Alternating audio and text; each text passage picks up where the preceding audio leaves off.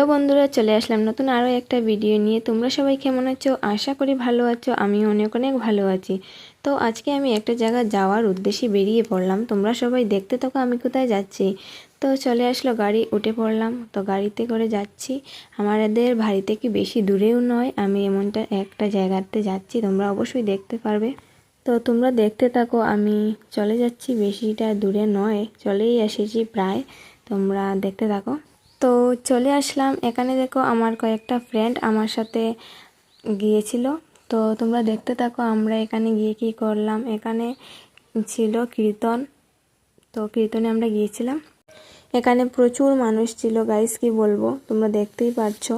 তো এখানে দেখো আবার চলে আসলো আমার ফ্রেন্ডরা। আমি তাদের সাথেই গিয়েছিলাম। মানে কি বলবো, ওরা আমাকে কল করে বলেছিল যে আমি যাব কি না।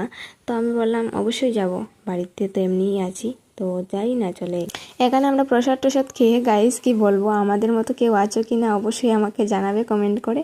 আমরা প্রসাদ টসাদ খেয়ে আমরা গিয়েছিলাম ঠাকুরকে প্রণাম করতে। আমাদের মতো কেউ আছো কি এখানে বলবে অবশ্যই থাকলে। আমরা কীরকম মানুষ বুঝতেই পারছো। প্রসাদ খাওয়ার পর আমরা গিয়ে ঠাকুরকে প্রণাম করছি। আমি একলা নয়, এখানে ওরাও ছিল। আমার কোনো দোষ নেই গাইজ, ওরা বলেছে তাই আমি গিয়েছিলাম প্রসাদকে খাওয়ার জন্য আগে। এখানে তোমরাই বলো কার দোষ হতে পারে, ওদের কি না আমার? তোমরা অবশ্যই বলবে। তো টাটা গাইজ, দেখা